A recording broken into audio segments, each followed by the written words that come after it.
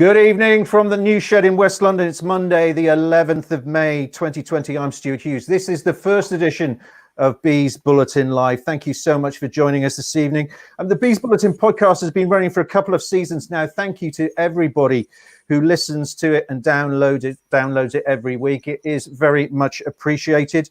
And tonight is an extension of the podcast, perhaps a chance to discuss the club we love, the club we haven't seen in action for 61 days. It's been a whole 2 months since that 5-0 win against Sheffield Wednesday, and what a lot has changed since then. But there's still plenty to talk about, not least following Thomas Frank's fascinating video conference with Griffin Park Grapevine over the weekend. The club have told me this evening, if you missed it, it'll be on YouTube very shortly in the next day or so, and the highlights are on my Bees Bulletin podcast, which was uploaded last night, and you can listen to that on beesbulletin.co.uk or on your favourite podcast provider. And with me to discuss all things Brentford, some familiar faces, or perhaps familiar voices for some. From my right to your left, Mick CABBLE is to my right, and Mark Burridge from the I Follow Matchday team, and a man who needs no introduction and has overcome technical difficulties to be with us this evening. Can I just check, Marcus, your microphone is on as well? My microphone is on. Yes, you're good. We are all here. We are quorate. Excellent stuff. Marcus had a little bit of technical problems with his MacBook, which we've managed to solve. So we are all here. Mark Burridge, Mick CABBLE, and Marcus GAYLE, Brentford legend and now club ambassador. Gentlemen, good evening. Evening, Stuart. How is everybody? We expected to be in the playoffs by this stage, or perhaps nursing our hangovers from automatic promotion still. This is not where we expected to be when we last saw each other, either face-to-face or listen to each other on a match day. I suppose the first question, Mick, we'll start with you, is how's your lockdown been?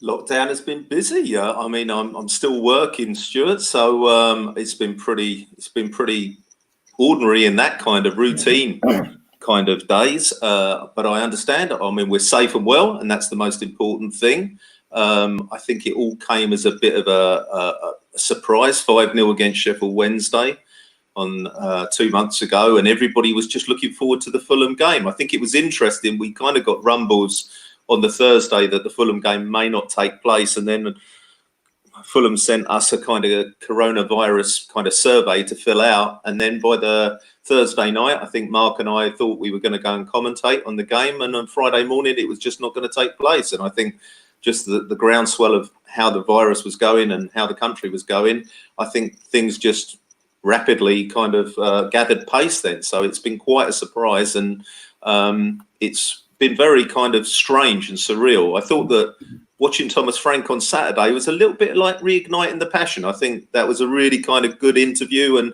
and whilst we've all been really focusing on probably much more important things, Brentford to a lot of people is an important part of their life. So I think that Thomas Frank's message and 2 hours that he spent talking to the supporters was a really good fillip, and kind of focus that the season isn't quite dead just yet. And Mark, did you actually get to the game that was cancelled? Because it was all a very last-minute thing, wasn't it? Was it on? Was it off? And I know that I remember looking on social media at the time and talking to fans who were travelling from some way away, and they were saying, "Do I bother leaving home and going to the match?" Had you actually got in the car and headed down? I can't exactly remember exactly what time the match was called off. No, it was called off fairly early. I think it was called off about 11 o'clock, the Football League. What happened on Thursday night, obviously Mikel Arteta, it was announced that he'd unfortunately got the virus. And we were on our little chat group and said, well, that's the end of that then. And sure enough, the next morning, football was cancelled. We had already had to fill in some forms to the media centre at Fulham in the week about, had we travelled overseas and come into contact with anybody who'd had coronavirus. So it was sort of bubbling under the surface at the time. Boris came out with his speech on Thursday afternoon. I was really surprised that they went ahead with Cheltenham on the Friday after that. We sort of knew we could be losing some games before the end of the season, but then it all accelerated, and it's gone on from there. And here we are, as you say, 68 days now, is it, Stuart? I did right. 61 since the last game, possibly. Yeah, 61 days since the last game. It feels like 61 months, doesn't it, without football? But we've had some great things. I mean, fair play, great credit to Trevor Innes and his team at the GPG to be getting, John Varney. Then they had Kevin and Sam on, Andy Scott, and then Thomas Frank, and also to Kieran and the rest of the team putting on the reruns as well. So we felt connected as fans. We felt engaged, and the club as well. You've had Cliff Crown and the other directors calling the older, what we would call the more vulnerable fans, to check if they're okay. That's meant an awful lot to everybody. So I think the club has really excelled itself and has tried to keep us all involved and keep our spirits up, which we have done to an extent. Now there looks like there might be some football, but it can all change in 24 hours, as we know. We've got the Bundesliga, we've got the Danish league coming back fairly soon. La Liga's starting as well. So obviously Bundesliga will be a big test for us. If that works, I think we can start looking forward to some football again, as long as this slightly different situation with the lockdown doesn't see the numbers rise again. We all know that. So I think we're getting realistic. We're used to disappointment. We've just got to stay healthy and keep it in the day. Yeah, and I know I've seen a lot of stuff on social media. You mentioned getting those phone calls. I know some of our older my fans. Sound's gone right off here. Marcus seems to be having a bit of a problem with the sound. We'll see if we can come back to that in a minute. I'll just mute you for a second, Marcus. I know a lot of the fans have really appreciated getting phone calls from the directors and some of the younger players have had calls from the players themselves, and that's really meant a lot to them during this difficult time and kept their spirits up. Marcus, are you back with us? It would appear Marcus is still having a little bit of a problem with the sound. So not sure if you can hear, but I can't hear anything. Okay, well, we will pause you a second there, Marcus. Sorry, we can't hear you. We'll come back to you in a second. Throughout tonight, Bees Bulletin Live, you can have your say by joining the chat on Facebook and YouTube. I'll see those comments. I'll get to them in a moment, and I can bring them up on screen. So if you do want to get involved and have your say, if there's any particular things you want to ask the guests this evening, then now's your chance. We're going to start by talking about that Zoom chat with Thomas Frank that we mentioned there. Fantastic job done there by Griffin Park Grapevine. Making it happen. I suppose the first thing to say, gentlemen, is to sit down for 2 hours with the fans virtually to talk about his philosophy, to talk about what makes him tick. I mean, that's a measure of the man that he was willing and able to do that. I will come to you, Marcus, if you can hear us. Marcus, are you with us? Problem with your sound. Okay, maybe Marcus, if you want to disconnect and join again, if you can hear us, that might be the thing, or we'll send you a text and you can rejoin us in a minute. But Mick, a sign of the man that Thomas felt able and willing to sit down for 2 hours and talk to the fans very openly.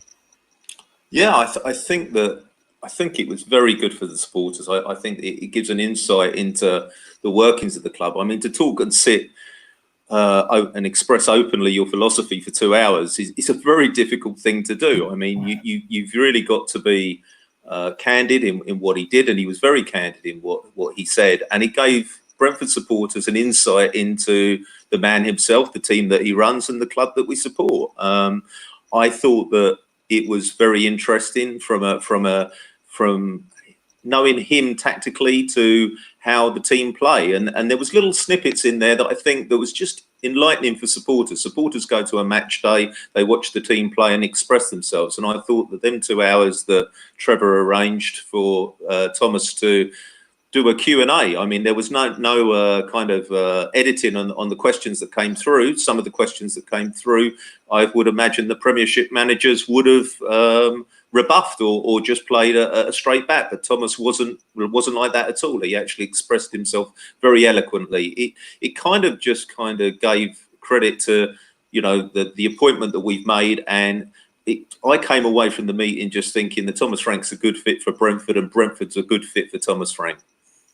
Let's have a listen to one of the things that he said. A sense that you get from that webcast of the passion that he's got from the club. You know, managers come and go, players come and go, but have a listen to what Thomas said at one point of what he feels about Brentford Football Club. Is there actually a club above the bees? I can't see it.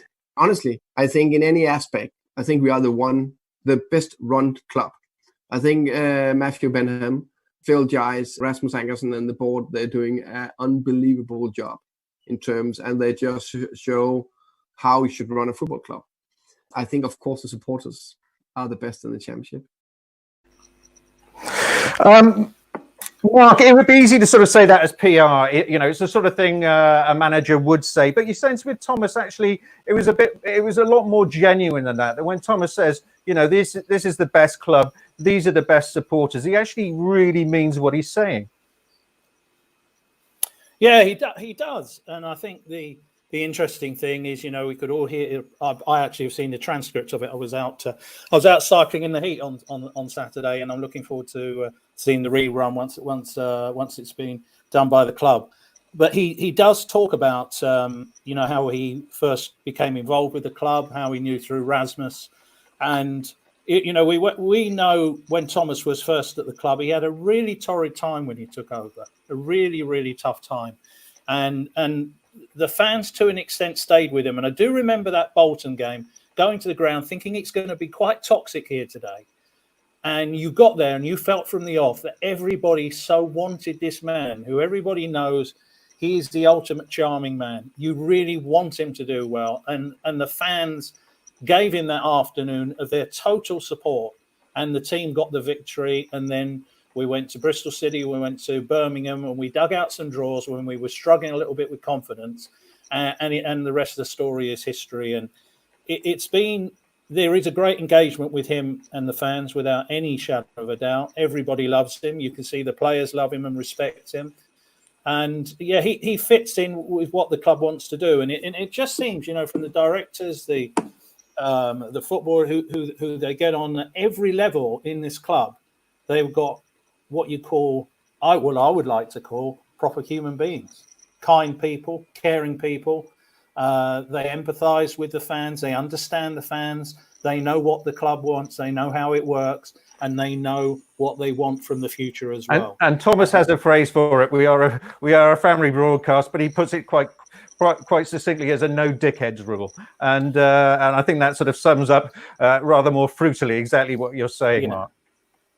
Yeah, no, it is. I remember when he came out with that phrase, I was quite surprised, but I guess that's his, you know, that is the candid way that he comes out with things. But yeah, it's true. You know, you want good people working around you, and we've shown that with the signings we've made.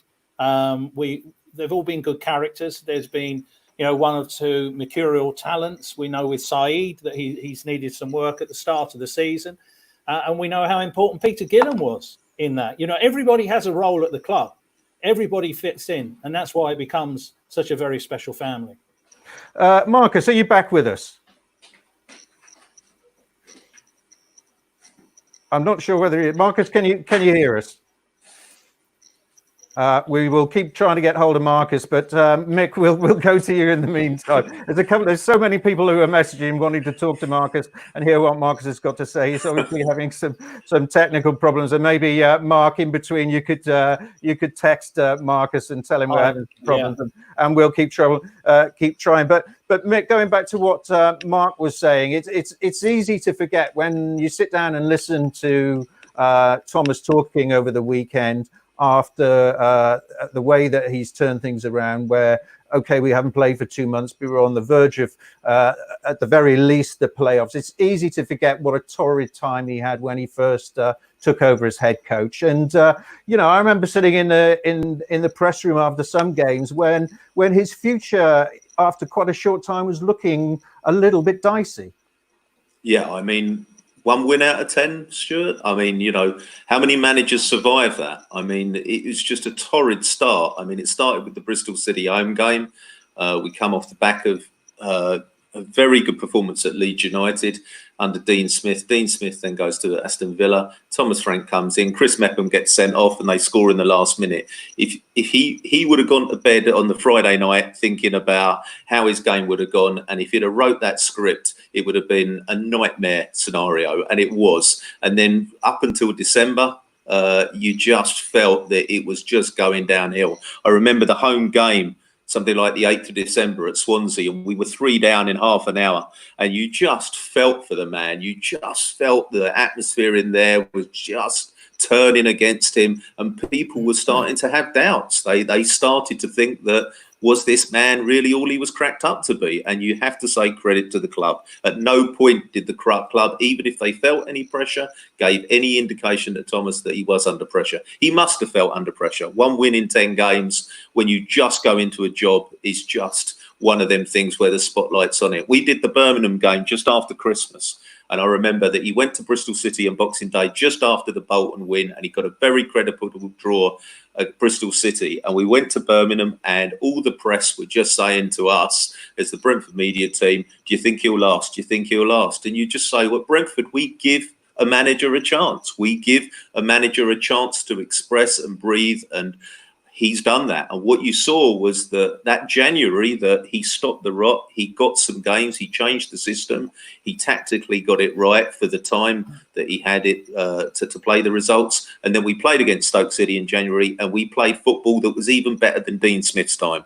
And that then we went on a run, we scored 5 against Blackburn, and we scored 5 against Hull, and we were playing some sublime football. And then you just kind of knew that it clicked. It got it. He got his confidence, and by the club giving him that confidence to just express himself and his philosophy, we've reaped dividends, and so has Thomas Frank.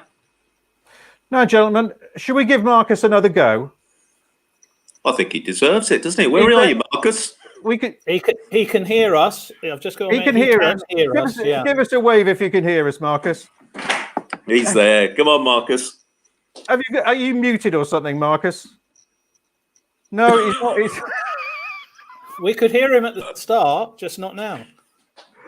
Yeah, well, we'll keep playing away with that. It's possibly a problem on my end, but we can't give up on Marcus. We've got to keep trying. Let's mute his mic, unmute Mike.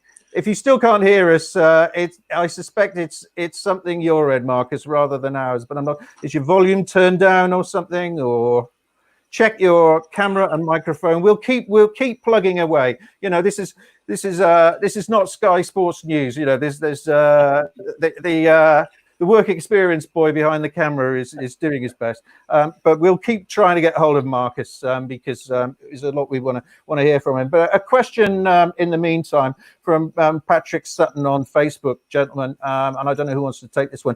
Do you think that Thomas Frank would reject any move from him from another club? If somebody were to come forward and to say, make him an offer that perhaps you might think he couldn't refuse, do you think Thomas could be turned? Who wants to take that one? Mick, why don't you give your thoughts first?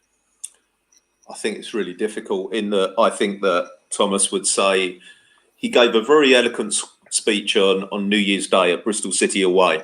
And one of the things that the press asked him was, how are you going to keep Saeed Benrahma and how are you going to keep Ollie Watkins? The Premiership clubs are going to come in for him. How do you keep them playing at Brentford when they can double their money or treble their money in some cases, go into a Premiership club?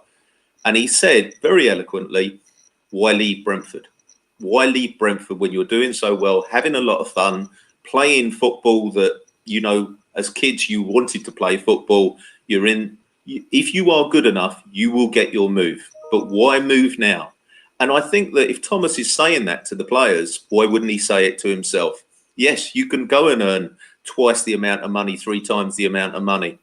That's no problem at all. But sometimes in life, if you've got job satisfaction and it's going as well as it can do, and you heard what he said on Saturday, yeah, of course, money speaks. There's no problem with that. We understand that. But if you're saying that to the players, I've got a feeling that Thomas Frank would be like that and just probably say, at this point in time, with Brentford Football Club, there's unfinished business, and he can see getting in the Premiership. Marcus, I know you can hear us. We're going to maybe we get you a notepad and a pen or a pencil if you can't hear us. There we are. He's got Let me just bring him up there. He's got his notepad. Show us your notepad, Marcus. So we're going to, there we are. If Marcus can't hear us before long, he's going to have to start writing his answers down, or maybe texting them to Mark Burridge, and Mark Burridge can read them out on his behalf. Mark, you can be the secretary, but maybe I'll switch. Well, he only lives 20 yards away. I can run across and get them from him. Yeah, see, in the days before social distancing, you just nip around there and get him. Exactly.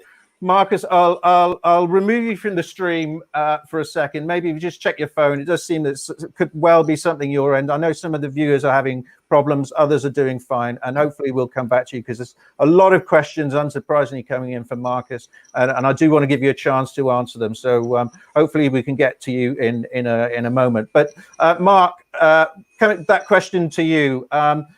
From Patrick, do you think that that Thomas could have his head turned if a big money offer was made?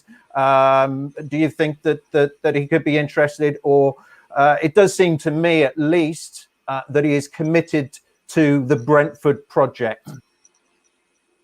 Firstly, happy birthday, Patrick, from a couple of days ago. Hope you and the family are all well.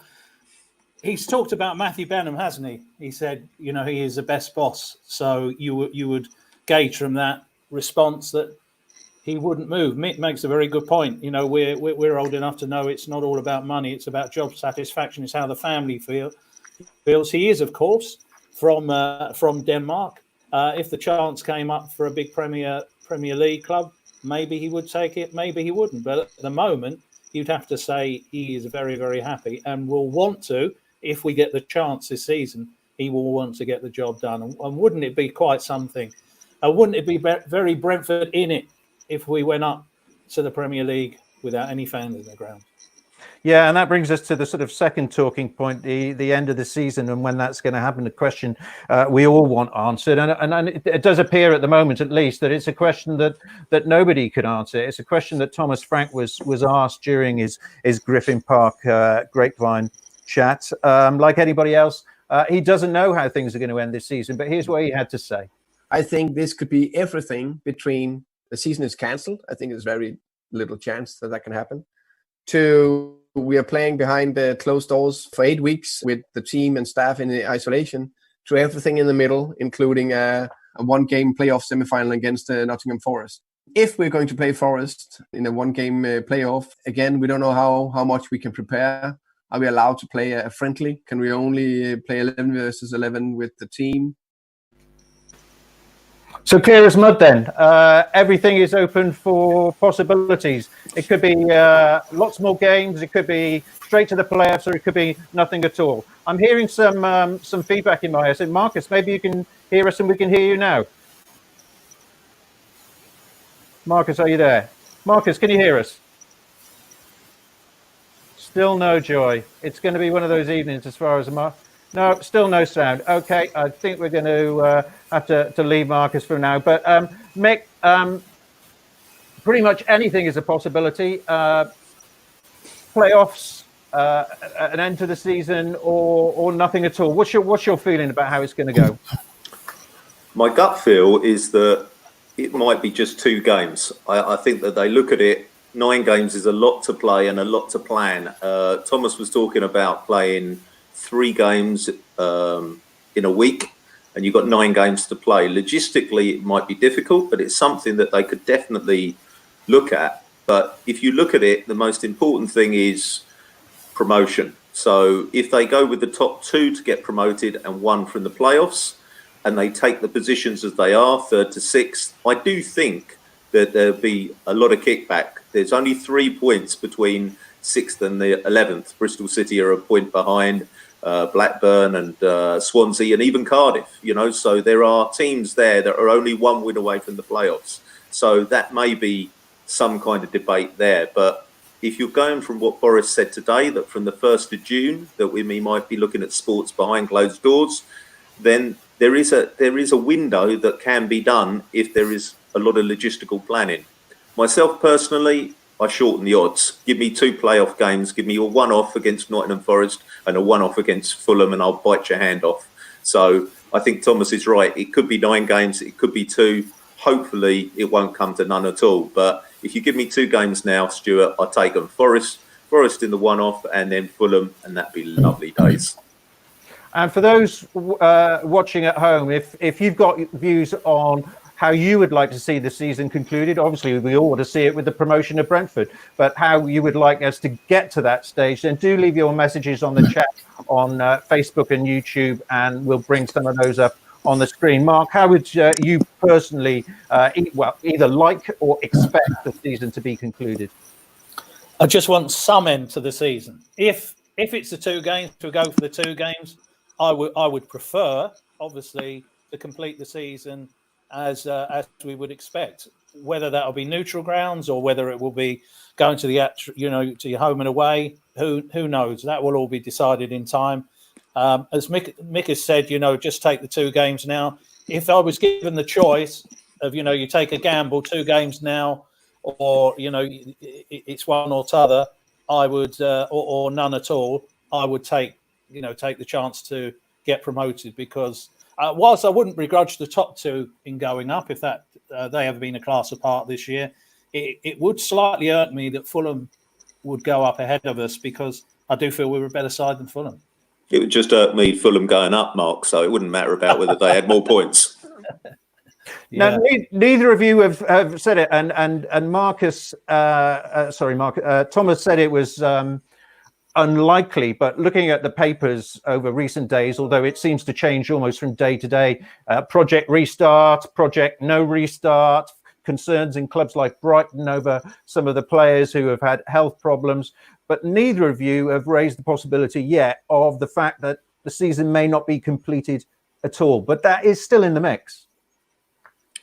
I think that the announcement today, kind of 1st of June, that we're looking to get some football back behind closed doors. Certainly the Premier League will be looking to finish that. There is, and as I said to Mark previously when we've had chats on there, there's 170 million reasons why the Championship season should finish with a playoff. That's what the playoff game is traditionally worth. It goes up every year. There's a lot of money involved with the top end of the Championship and the Premier League. They will do everything within their rights to try and get some kind of game on. It may only be 2 games, Stuart. It may only be 2 games, but logistically, it's probably easier to plan 2 playoff games and send the top 2 up if you are really struggling here than it is to play each team playing 9 games. But you're quite right. I mean, this virus is kind of you can't plan too far ahead, but if they schedule for 2 games, I'm sure if there's going to be behind closed doors football in the top league, they can certainly play 2 one-off games for teams 3 to 6 in the Championship. That's how I read it. A message just came up from our friend Jim Levac. I like Forest with a strong ref and then batter Fulham. He knows his stuff, Jim. I think we would all rather enjoy battering Fulham in the playoff finals, and let's hope that's what happens. But Mark, going back to that point that we're discussing there with Mick, the possibility of the season not being concluded because the circumstances are still 2 months on from our last game. The circumstances, both health-wise and safety-wise, are still really uncertain. Yeah, okay. Well, if that is the case, I think it would be disastrous for the integrity of football just to call it a day. No one's champions. It's all null and void. To me, you have to take the advantage into a next season. You cannot just write a season off for football, particularly when we're pretty well close to the finishing line, certainly coming down the home straight. If it was the first 2 months or up till Christmas and it was voided, I don't think anyone would moan too much. There might be 1 or 2 clubs in a good position, but I'm sure they would take it on the chin, but not so much where we are now. So whichever way we go forward, whether we have to lose a season somewhere along the way, we're literally living this by day to day or week by week in football at the moment. There's a lot of experiments. The easing of the lockdowns, will it see a second spike? And then I think we could be in real trouble with all sports, obviously. But whilst this can possibly, still go ahead, we've got to do that. If we did get to that second spike and there was no chance of playing any sports, then at least come to a situation where the points are carried on to next season. Yeah, players may may transfer, but don't lose the advantage that clubs have had this season, and don't let clubs off who are in a bad position either. Should we go on in the future and, a couple of years down the line, something mutates. I'm looking at a worst case scenario here. And, we have another situation. We want to know during that season, or maybe another 10 years time, we want to know that football does the right things. You don't just get things wiped off. You take your advantage and you get over the line, or you get a very good advantage into that next season, however it's done. I just really would be disappointed if they said, well, I'm afraid that's it. That's the end of it. And no one will be champions. No one's going up. No relegation. And here's a horrifying thought, or what I would regard as a horrifying thought, from Peter Bailey on Facebook. And I've got lots of comments coming in, and do keep them coming on the chat on Facebook and YouTube. And we'll try and get to many as possible, because really interested to hear your views as well if you're watching at home. But Peter Bailey saying that Natalie Sawyer, and Natalie knows her Brentford, of course, and Jim White on TalkSport this morning, talking about 4 games a day. With different kickoff times. I assume that's not 4 games with the same side, but a very packed schedule where, well, I mean, those of us who are supposed to be going back to work, it'll be like the World Cup. We'd have to take another week off work if there's 4 games a day and just sit in front of the sofa for a fortnight. But do you think that's a possibility, gents? A very, very compacted schedule, presumably sometime in June, to try and get those games through? I don't think it's just a possibility. I think it might be because they want to get this done and get it done quickly. And when it's, as you say, it's going to be like the World Cup, or it's going to be like in Spain. They go through the whole weekend, don't they? One game after another. We do to an extent in this country, but they will literally pack it all in. Remember, they've got not only the Premier League to show, but get all the Championship games done as well. So, yeah, I think it's doable if the scientists and the medical people say that it's safe. That's the most important thing, first and foremost. And then we get the show on the road, and it's a whole new season. It's who hits the ground running. It's just like when you're starting the season. Sometimes you can have a great pre-season and you start really flat. We've seen both the last few years, where we started fast and faded, and other seasons where we haven't quite got going, and then we've picked up early on. But with a few games left, you're going to need to have a fast start. Mick, a couple of people are raising the same point, and I think it's a good one. And I'll bring the questions up one by one, but I'll give the question to you as raised by Clive Secker. Do keep your questions coming on this, and we will move on to other issues as well in due course. But interested to hear your thoughts on how you think the season should be concluded. Clive Secker, one of the people, saying that I'm in favour of cancelling next season. Finish this season when the dust has settled. Maybe take the pressure off. Not such a rush to get things done by June or July, but finish the season off when we can, and then maybe cancel next season. Mick, what do you think about that as a suggestion? I think they're all suggestions. They're all good, solid suggestions. I think the thing that will dictate this, there's only 2 things that will dictate this, Stuart, and that is how the virus is being contained, and secondly, the money that Sky has involved in this. If Sky want to put on the show, they will put on the show, and the teams will have to dance to the tune, with a caveat of their health being of paramount importance. And that is the key to this, is that Sky can put in as many plans as they want in place. And I see that Brighton already have kind of given indications that they're not too keen on playing any more games this season. And a third player is tested for coronavirus. What happens then? This is the kind of unknown that every team is going into. So I think that I agree. I think they'll look to finish this season. How they do that is going to be dictated by the 1st of June.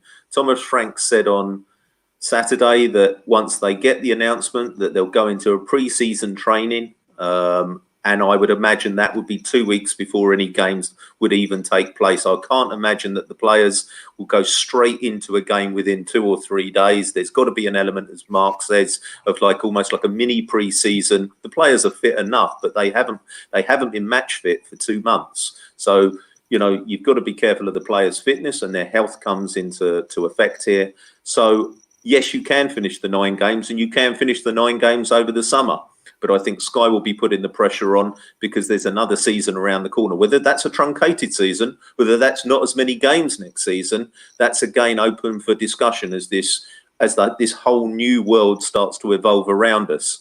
But it's certainly an option. And like I said, finish the 9 games and see how we do. From a Brentford perspective, as Mark says, I want the shortest odds of us getting promoted.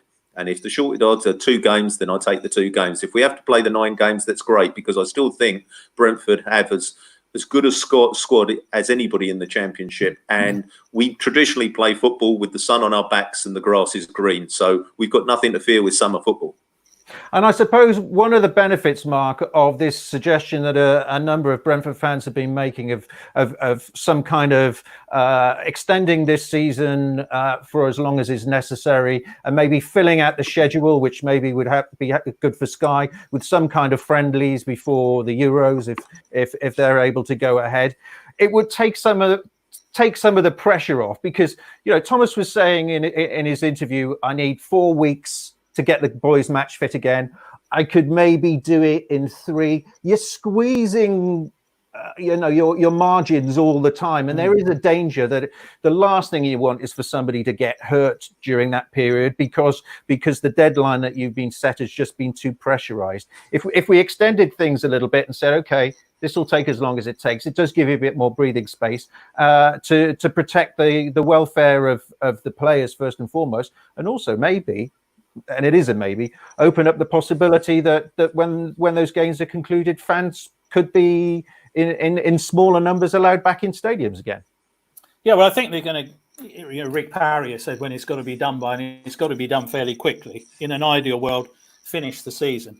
I think a lot of fans would argue and can make a big case for this. It's not really football if there's not fans there. We can all relate to that. What's it going to be like for the players playing behind closed doors? I heard Bradley Johnson talking to Natalie, funnily enough, on TalkSport earlier today, and he was just saying how difficult it is because they are already talking about possibly putting on some background noise of the fans, but he said he doesn't really think that'll work. So it's going to be difficult. It's going to be really weird for everybody involved. But and it's not football as we know it. It is literally a matter of just getting the job done, and we can go on to the next season. I personally, like a few other fans, would like to say, let's finish this season. If next season doesn't happen, we can live with that. But let's get this season finished whenever we have to first. And, we've been talking about money and we've been talking about Sky. And I'm always uncomfortable talking about football purely as a entertainment commodity, as a product, because it means so much more to us than that. But it is there are financial considerations as well, of course, not just the broadcasting rights, but Keith McInnes raising the question, gentlemen, how long can some of the clubs in the Championship stay in existence without any income? We've already seen in recent years a number of clubs facing financial problems. Bolton Wanderers most recently as a result of financial concerns. Our business model, we know, is based on the transfer market. Well, if there's not a lot of transfer business going on, so for Brentford in particular, but for the Championship in general, how long can we go on like this without football being played before the accountants start getting really worried? I think that it's going to be the whole economy, Stuart. I think you could say that Brentford is just a business like any other business that is going to need some help. And I think the players were very, very good in actually going to the club themselves after a discussion. I think Pontus Jansson raised this because there was rumours of Leeds doing a cap on the wages earned per week, and they presented that to the club. And I think John Varney said that that's really helped out Brentford. And I think that a lot of players, I mean, if you think about how many people would actually go to their bosses and say to them, I'll tell you what, I'll take a pay cut before you're even asked to take a pay cut. And that showed something of the spirit of the club. And I thought that came out very well in the press. But you're absolutely right. And Keith is right, is that you're actually looking at this. And I think that this is going to be every club that is under a bit of pressure. The Premier League is going to be slightly different because there is money involved with that. But, you know, Championship, you know, you're at the cutting edge. And this is such a big, you know, end to the season. As I said, that playoff final game is worth nearly £200 million on the one game alone. That's the kind of money you're looking at.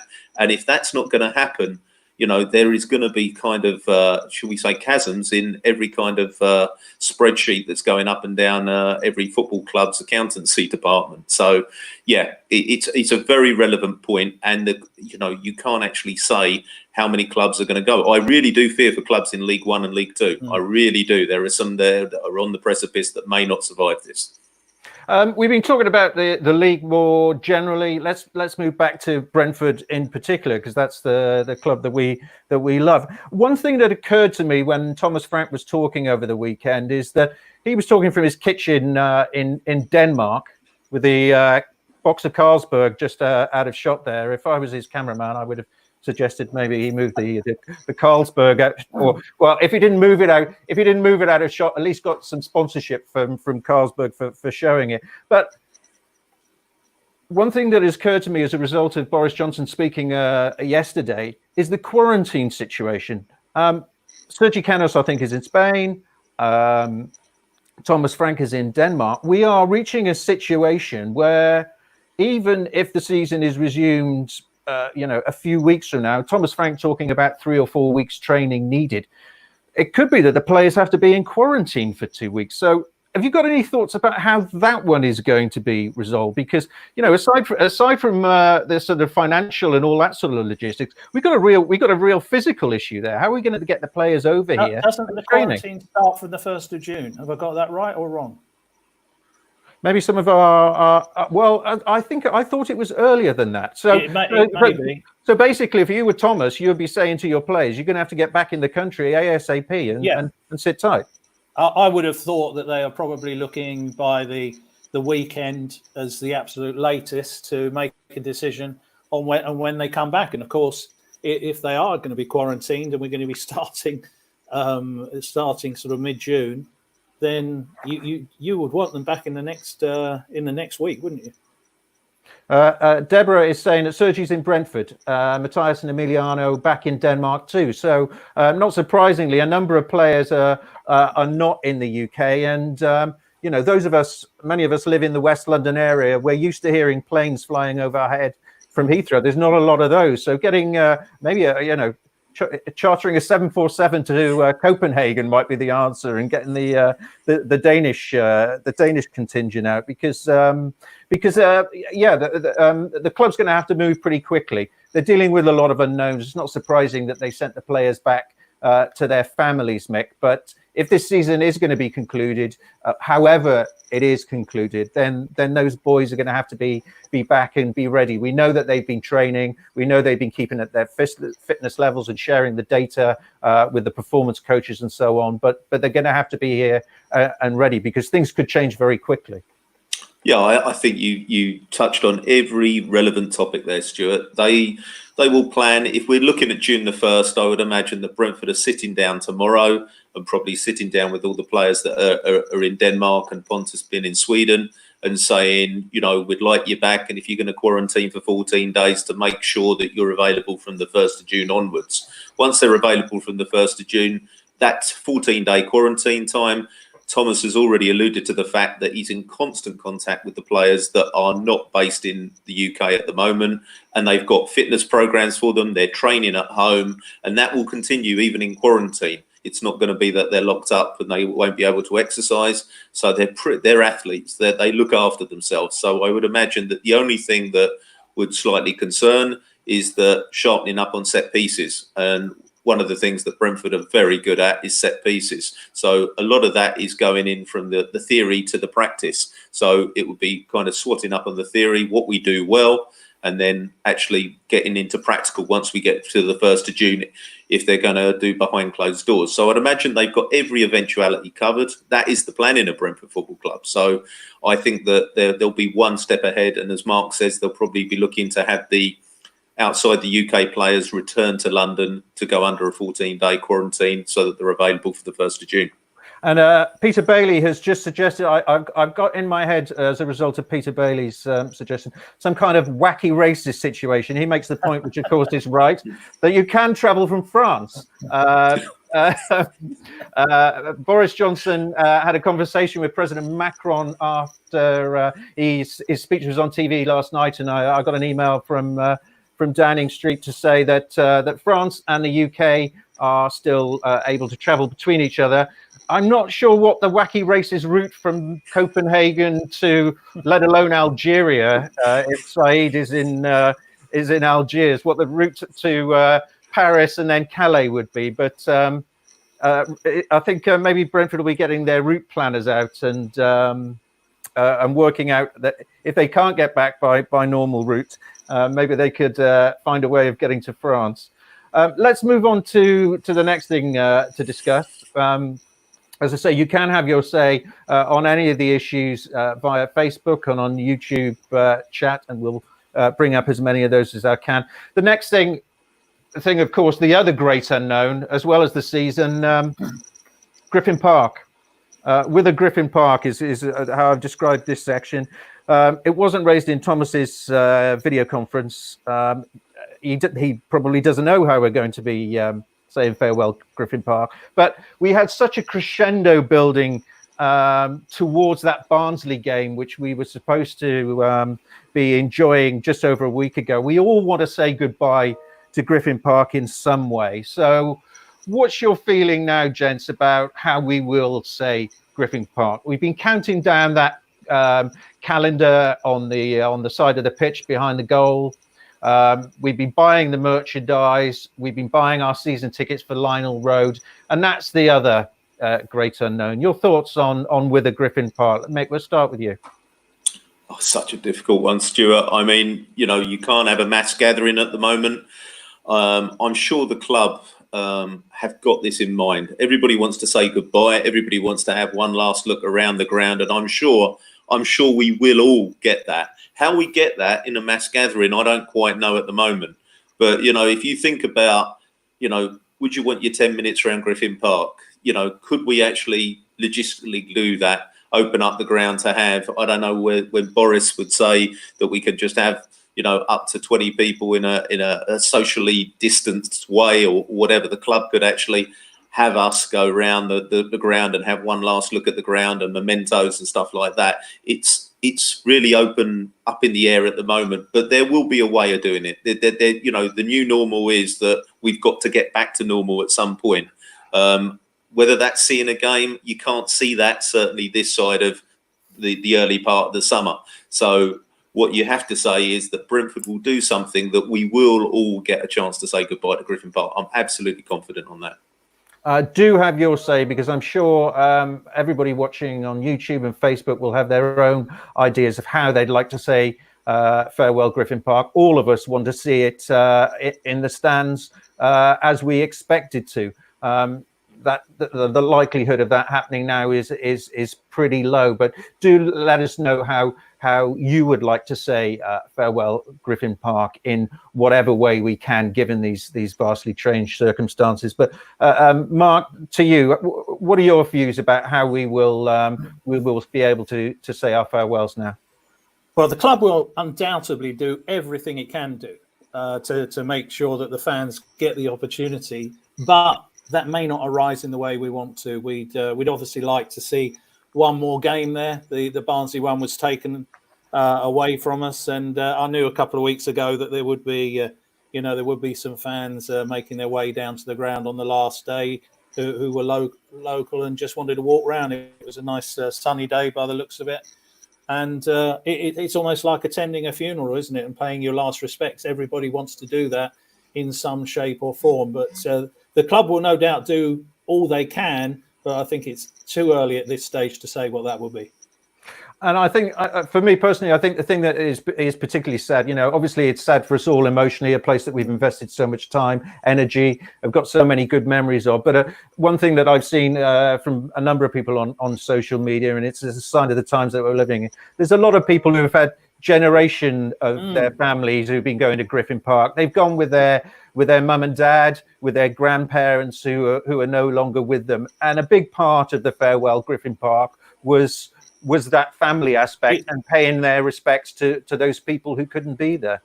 It is, and you know, I'm lucky. My father is still with us, and you know, it is a totally generational thing, and it is sometimes you get the 4 generations going to Brentford. I know Mick will speak in a minute, and he's shared some incredible memories there with his dad and has with his daughters as well, and hopefully that will carry on with their children in time at the new ground. So it is very, very much a generational thing, and many people who would have been in tears, grown men and the ladies as well, would have been in tears that last day. It's not just saying goodbye to the football ground, it's saying goodbye to the memories for all of your family. It is such a family thing. It's how we bonded. It's passed down through the generations. It's in our DNA.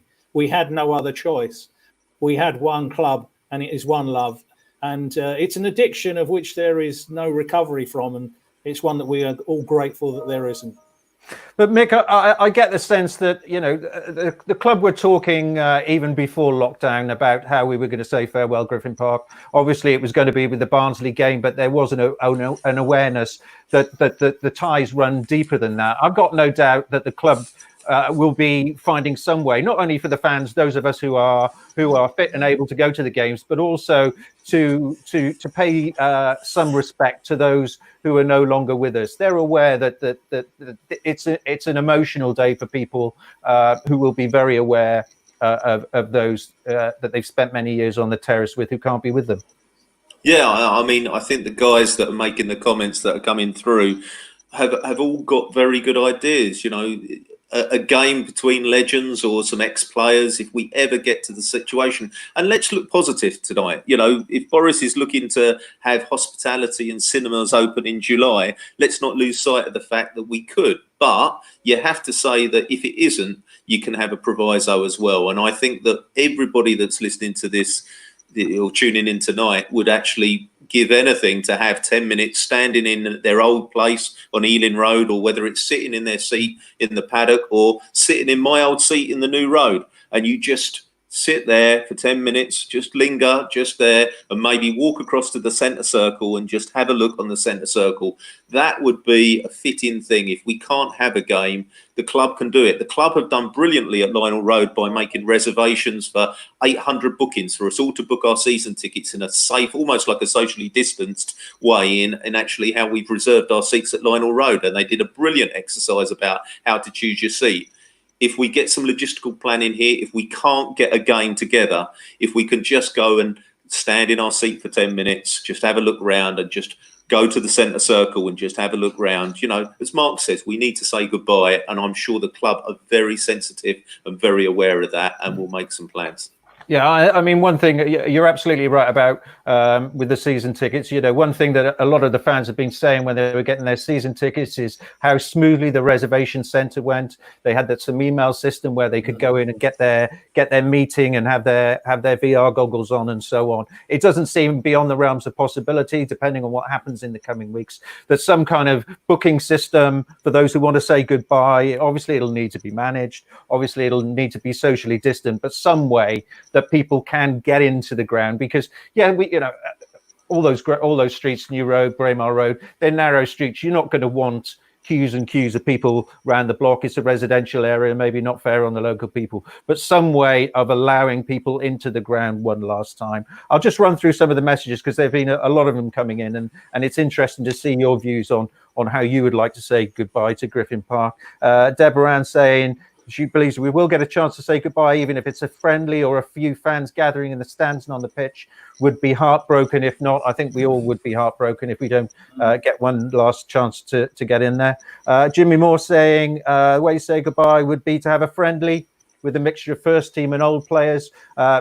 Possibly that would have to be behind closed doors now, but that's another possibility. Maybe with Marcus, if I'm sure Marcus would be gracing the pitch there. We may not be able to get him on the live stream this evening. I'm sure we could get him back on the pitch in Griffin Park. Some of the others, Steve saying, chance to say goodbye to GP once more. It's exactly as Mark says, paying last respects, been coming here since 1964, paying last respects to the ground, and also, I think, as we've been saying, paying respects to the people that we've spent so many Saturday afternoons and midweek evenings with over the years. One lovely thing we've seen, Stuart, is a lot of people sharing their memories and photos from the seasons or times gone by the last few weeks, as we've all been getting very nostalgic. But I know a lot of people have said to me, I just want to be there one more time to take my last set of photos there. You know, some will just want to go with the memories and just be there, as Mick says, get in the centre of the pitch, just look around and just take that memory with you. But a lot of people will just want to take photos of their favourite places, possibly out on the pitch. So if the club can arrange for some sort of mini tours, if you like, even though we know the ground ourselves, I'm sure they will do that. They will look at everything they can. The club very much cares about the fans, and they will very much care that they want to pay their last respects. One point that Nicholas mentions, which I've been thinking of, how many fans' ashes are on the Griffin Park pitch? Obviously, it's not officially allowed, but I don't know whether you gents know of any little secret sprinkles that have been laid on the hallowed turf over the years. I'm sure there are many people. We don't know. I'll just read a few more before we move on. Of course, not forgetting our international fans. We're thinking of our local fans, but John Kenkel is an international supporter. We have many, and a lot of them listen to Mark and Mick on a Saturday afternoon when they can't get to matches, and fans all over the world. As an international supporter, I know I'll never have the chance of one last visit. But I hope there is a way for us that we can participate in some sort of goodbye that is as personal as it can be. I imagine there'll be a lot of fans who'd bought their tickets in the UK and beyond, let alone the local fans, who thought, well, I'll hold on to that one last game because I've still got however many was it 7 games? We've still got a bit of time to say goodbye, and now they're not going to. So people all over the world and all over the UK who are looking for some way to say. One idea, Stuart, if I can just come in and say, Trevor did a lot of great work with a drone at the new ground. You could have almost like a drone travelling around all parts of the ground, slowly taking it in, and put that on the club website as a memory. Because at the moment, all we've got in our heads is that memory of Griffin Park and our photos. But that might be one way that we're looking at it, or have someone going around with a camera slowly around all parts. There's lots of options, and I'm sure people will come up with some fantastic ideas of their own, and the club will listen and they will do everything they can without any shadow of a doubt. If they can get a game on at Griffin Park, they will do without any question. But as we go on, those odds look increasingly unlikely. I am a drone owner, and I have over recent weeks been out with my camera filming parts of London that under lockdown to grab those eerie shots for posterity. I must admit, the thought has crossed my mind of popping out to Braemar Road at 6 o'clock on a Saturday morning. Whether I've done it or not, I'm not going to say on camera, but certainly, drone footage, because all drone owners know that you're not allowed to fly anywhere near residential areas. It's not allowed. But, do they have a drone air traffic control? Because we don't want yours and Trevor's colliding midair. I think the BBC helicopter is probably the answer. Is we'll I see if I can pinch some time on the BBC News helicopter. A couple of things before we move on. Ian Townsend saying my mum's ashes on the Ealing Road Goalmouth. I didn't know that. I'm sure you gents did. Rest in peace to Ian's mum. And Keith asking whether. If they're selling off souvenirs of of Griffin Park, whether the gantry's on offer. The Mark Burridge Memorial Gantry. Mark, how much do you reckon you get on eBay for the gantry? Oh, a few thousand, I would think. It doesn't take that many, and it's fascinating. You're only allowed a certain number there, because sometimes I've sort of sent the rota through to Chris, and he will say, look, we had problems earlier this year, because when we had the cup game with Leicester, all of a sudden there was this massive entourage of media coming there, which he doesn't always know. You know, it's coming through the week more and more. You're only allowed under health and safety a certain amount of people, a certain amount of weight on there. And Mick and I have to go on these crash diets a few days before, make sure we're allowed up there. But it's great up there. And what's lovely is when you see the TV cameras come up there and the commentator and Sky, they are literally, as Mick will tell you, I'm not quite sure, Mick, they're within social distancing. Yeah, it might be a struggle, Mark. But like I say, someone can have that pillar that you always put me out in front of, the Marcus pillar, as I call it. We always have Marcus peering around the pillar. So we're not there are kind of nuances there that are very quaint, and there's ones there that once we move to Lionel Road, that I imagine there'll be quite a good view from Lionel Road, Mark. Yeah, I think the sight lines are going to be a bit better. I do remember, yeah, you're absolutely right about the tightness of space. I remember one of my visits to the gantry. Mark gets very upset when the Sky boys turn up, and girls, and try and take Mark's spot on the gantry. Mark's very territorial about the gantry, as right he should, as he should be. Gaffer of the gantry is Mark Burridge for sure. We definitely have the TV studios, when they commentate, they do have a monitor in front of them, which makes it far easier. It focuses on the players. You get a much better look at it to make a call, and particularly sometimes we're looking through the railings. You know, you're going to have to give a decision on what you think you've seen, and it is great when they're there. I actually love it when the Sky cameras are there, because we can lean across any action replays. We can look across like penalty situation. Because I've just looked at it again, not so sure there was a shout there. You know, it's that's where they have the guys on TV. They're absolutely brilliant, these guys, but they do have quite an advantage with their screens. But I love it when they're up there, Stuart, because not only is it builds a bit of ambience, we've also got the chance to get a second look at everything going on. Well, I do remember when the Berlin Wall came down, some very entrepreneurial people started chopping it up into little pieces and selling them in little boxes. And as time went on, after the Berlin Wall came down, the authenticity of those pieces of Berlin Wall became more and more questionable. So about 10 years later, you go to any hotel in Berlin and they could say, and the hotel had a gift shop, and they say, do you want to buy a piece of the Berlin Wall? Obviously, it was just somebody had got a few bricks and smashed it up and put them in a box. So maybe bits of the gantry chopped up and put in a case could be a nice little money earning for you. You could put it in a Burridge Trophies box. It would be a beautiful thing to behold. We'll move on. We've been going for an hour, and we've got a few more things that I want to get to. Moving on from Griffin Park is Lionel Road itself, and how everything that's happening at the moment is going to affect our preparations for Lionel Road, because we're obviously nostalgic about our past and our heritage, but also looking forward to the future. And there's a lot of work that needs to be done on the building itself. There's safety certificates and so on. And I do wonder whether the easing of the lockdown and what Boris Johnson was saying yesterday about construction workers being able to go back if they can safely social distance will mean that certainly the interior work at Lionel Road will be able to restart after being furloughed. But the schedule for Lionel Road, however the season is concluded, that schedule is going to be tight, and there's a lot of things that need to be done before Lionel Road can come on stream. Mick, what are your thoughts on that?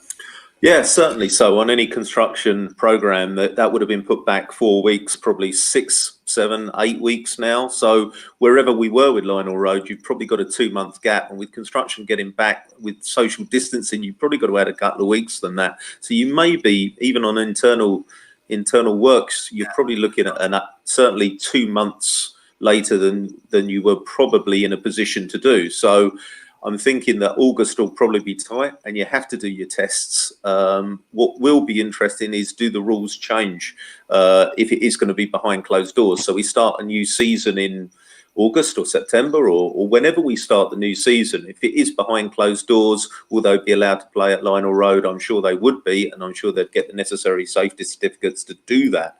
But it will be interesting. I mean, what the question is that most of the people that are watching tonight is, if they, are we going to get one last chance to have a wander around Griffin Park or see a game at Griffin Park? And if that's unlikely, when are we going to see the first game at Lionel Road? And you've got to be kind of looking at that and saying that, would that be by August? You'd probably be stretching it. So I'm sure there's a schedule for Lionel Road, and I'm sure that it will be in hand with the club so they can kick off. What will be more interesting is when they can actually have a mass gathering at Lionel Road. That will be the real key.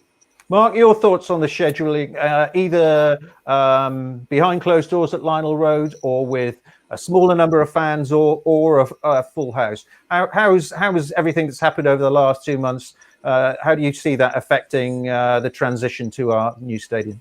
Well, it will just be desperately sad, wouldn't it? It's been bad enough not having our last game at Lionel Road, but if you were going to get to the situation where you couldn't have your first game at the new stadium with fans as well, that's almost like a double blow. But these are the times we live in. We have to suck it up at the moment, and the fans have been fantastic. What I love is in the role that we do, it's just seeing all the fans putting out their tweets or message everywhere on social media. How good the reservations team have been, how easy it has to buy their season ticket, and how enthusiastic they have been to make sure that they've got their place and they're amongst their friends, or they've got their tickets for the families. And the whole thing has been so slick and really well done. When John Motson came down to the club, for the cup game against Leicester, he couldn't be more complimentary about his visit down to the reservation centre. And I know he's obviously very close to the other Bs of Barnet, but he's definitely got a real soft spot for Brentford, and said he can't wait to come down there and hopefully commentate on a game.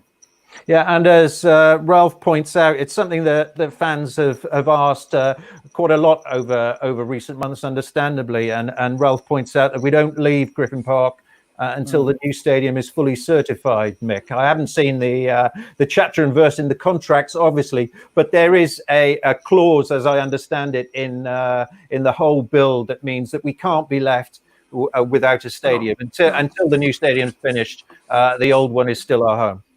Yeah, completely. And I think that what we were looking at is that, quite frankly, we just don't know at the moment where the test events, I'm sure they were in the schedule to happen very early in the summer and over the summer. That's probably gone back a month or so now. But Ralph's absolutely correct. We're not going to be a Brighton. We're not going to be homeless. We're not going to be nomadic. We move from one stadium to another.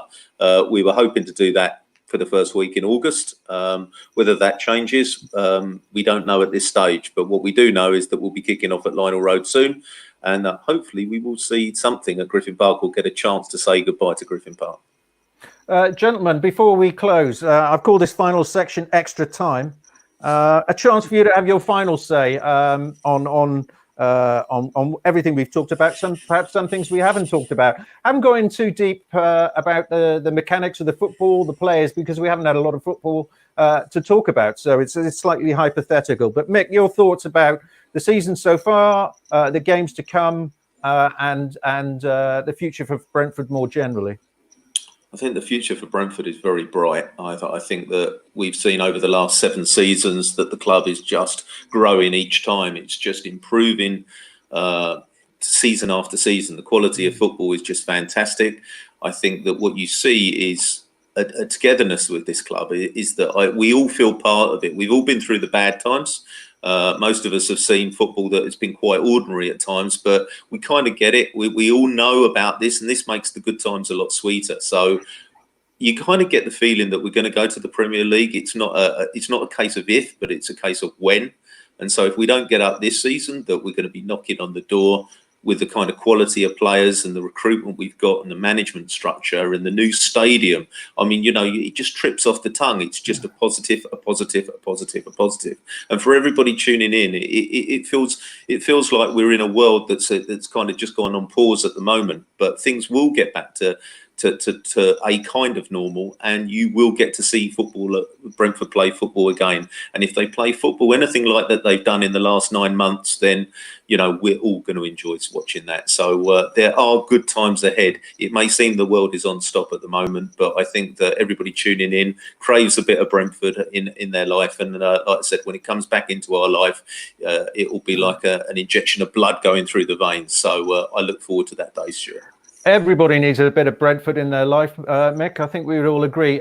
For those watching at home, a final chance. We'll be wrapping up in a couple of minutes for you to have your say about what you would like to see in the coming months. Any final observations? And Mark, your thoughts on the season so far that's been sort of snatched away from us, understandably, for all reasons beyond anybody's control. But we were on such a high 2 months ago after that 5-0 win against Sheffield Wednesday. The future now is so uncertain.